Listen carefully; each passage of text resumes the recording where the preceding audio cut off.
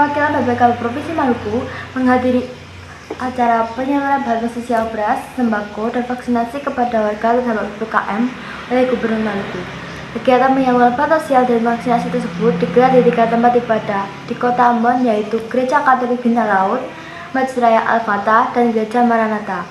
Di tengah situasi pandemi COVID-19 ini, pemerintah berupaya untuk melaksanakan berbagai kebijakan demi melindungi masyarakat dan menekan angka penyebaran COVID-19.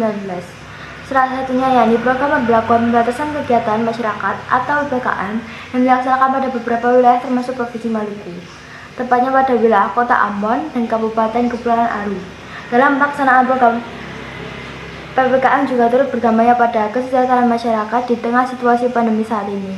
Pemerintah berusaha dalam pemerintah daerah Provinsi Maluku dalam hal ini melaksanakan penyaluran bantuan sosial, beras, dan sembako serta melaksanakan vaksinasi kepada warga yang terdampak PPKM. Kegiatan berpusat pada 3 tempat ibadah yaitu di Kota Ambon, antara lain Gereja Katolik Bintang Laut, Masjid Raya Al-Fatah, dan Gereja Maranatha. Gubernur menyampaikan sambutan sekaligus arahan terkait 3 hal penting. Ia mengumumkan bahwa sesuai instruksi Presiden terkait PPKM rencananya akan diperpanjang hingga 4 Agustus 2021. Orang nomor 1 di Maluku itu berharap meskipun PPKM nanti diberi kelonggaran, warga diimbau tetap menaati protokol kesehatan.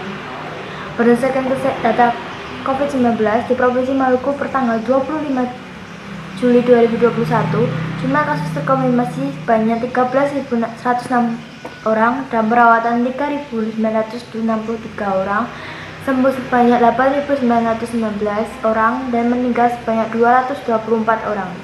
Kemudian yang kedua, Gubernur juga menyampaikan bahwa cara penanganan COVID-19 itu hanya 3, yaitu iman, aman, dan imun. Warga diimbau untuk selalu berdoa, menerapkan 3M, mencuci tangan, menjaga jarak, dan menghindari kerumunan, serta menjaga kondisi imun tubuh. Ungkapan terima kasih Gubernur kepada atas terselenggaranya acara tersebut berkat dukungan dan bantuan dari pemerintah pusat dan pemerintah daerah Provinsi Maluku. Dalam acara tersebut diberikan dukungan bantuan pemerintah pusat sebanyak 10.000 karung sembako beras dari Bulog, dan pemerintah daerah memberikan sembako beras 5 kg, gula pasir, dan minyak beras 5 kg goreng. Sembako ini juga akan diberikan kepada masyarakat yang terdampak COVID-19 di 11 kabupaten kota yang ada di masyarakat yang terdampak COVID-19 di 11 kabupaten kota yang ada di Provinsi Maluku. Acara yang dipimpin langsung oleh Gubernur Maluku Murad Ismail turut hadir dalam unsur Prokopimda Provinsi Maluku, PKH Sekretaris Daerah Provinsi Maluku, Saldi IE pemimpin EPDTKN Lingkup Pemerintah Provinsi Maluku, Kepala Perwakilan BPK Provinsi Maluku Rizal Suhali, perwakilan PT Pos Indonesia, Kepala Kantor Perum Bulog Diplomat Maluku Muhammad Taufik, dan pihak-pihak terkait. Bantuan sembako seharga 300.000 dibagikan oleh Kementerian Sosial untuk para warga pada saat pandemi COVID-19 ini. Sembako itu digunakan untuk 1 bulan lamanya. Sembako yang dibagikan oleh Kementerian Sosial antara lain adalah beras, minyak goreng, sarden, kornet, sambal, kecap, mie instan, susu UHT, teh, dan juga sabun mandi. Bahan-bahan yang digunakan dalam beberapa sembako. Komposisi sarden adalah ikan sarden, air, cabai, pasta tomat, gula, minyak sayur, bawang merah, pati modifikasi, bawang putih, garam, penguat rasa atau monotrium glutamat, dan juga jahe. Komposisi kornet adalah daging sapi, protein kedelai, terigu, garam, bumbu untuk penguat rasa, gula, merica, dan pengawet natrium nitrit. Komposisi kecap adalah gula, pewarna karamel, kedelai hitam, protein nabati, natrium benzoat, kalium sorbat, glikosida, steviol. Tentu dari beberapa sembako tersebut, jika digunakan secara berlebihan dapat menyebabkan penyakit. Contohnya, jika terlalu banyak mengonsumsi mie instan dapat menyebabkan usus buntu, dan bumbu atau MSG yang digunakan dalamnya dapat memicu berbagai penyakit jantung. Maka dari itu, kita harus mengimbangi dengan makan makanan yang bergizi seperti sayur dan buah.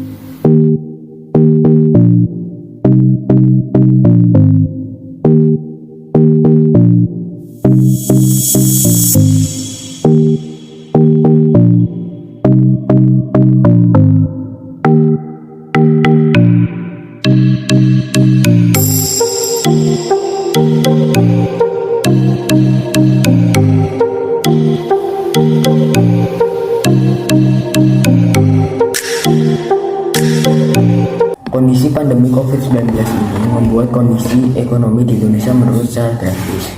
Kondisi ekonomi yang menurun tersebut mempengaruhi perubahan mata pencaharian. Ekonomi Indonesia sekarang tak berbeda jauh dengan kondisi ekonomi Indonesia saat dijajah Belanda. Belanda menjara semua rempah-rempah dan sumber daya alam Indonesia yang membuat kondisi ekonomi Indonesia kesusahan. Menurut mantan Menteri Keuangan Indonesia saat dijajah Belanda mengeruk habis sumber daya alam Indonesia. Bahkan ada gerakan tanam paksa. Kondisi ini menurut beliau merupakan kondisi Indonesia saat ini yang mengandalkan sumber daya alam untuk diekspor. Indonesia sekarang kondisinya modern, akan tetapi jika melihat sejarah mirip dengan keadaan saat dijajah Belanda, terangnya. Menurut Bambang, saat ini Indonesia banyak sekali diminta asing untuk mengekspor hasil tambangnya dengan menawarkan nilai tambah yang cukup menggiurkan. Tawaran-tawaran tersebut tidak terlepas dari agenda politik yang sudah tersusun rapi. Namun jika kondisi tersebut tidak disikapi dengan bijak oleh Indonesia, maka penjajahan di zaman Belanda akan dirasakan lagi saat ini. Kalau Indonesia kerjaannya gali tambang lalu diekspor, maka sampai kapanpun Indonesia tidak akan maju. Negara yang bergantung sama sumber daya alam, maka itu akan menjadi negara yang acak-acakan, ucap Bambang. Kondisi Indonesia saat ini sangat rawan akan terkena virus COVID-19.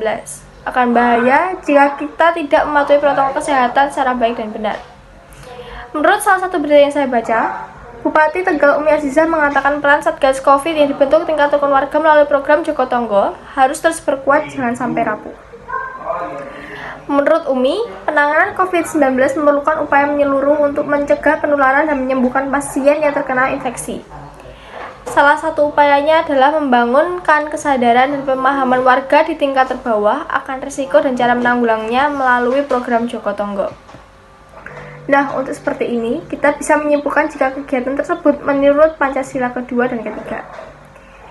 Sila kedua dapat masuk karena ketika salah satu warga terkena COVID-19, warga lain tidak ada yang merasa keberatan untuk gotong royong menolong warga tersebut untuk sembuh dari COVID.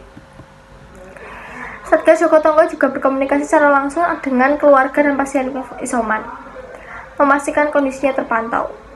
Umi juga menjelaskan, jika pemerintah pusat telah mengarahkan prioritas belanja dana desa tahun anggaran 2021 ini untuk bantuan langsung tunai bagi keluarga miskin yang terdampak pandemi COVID-19 sebesar Rp300.000.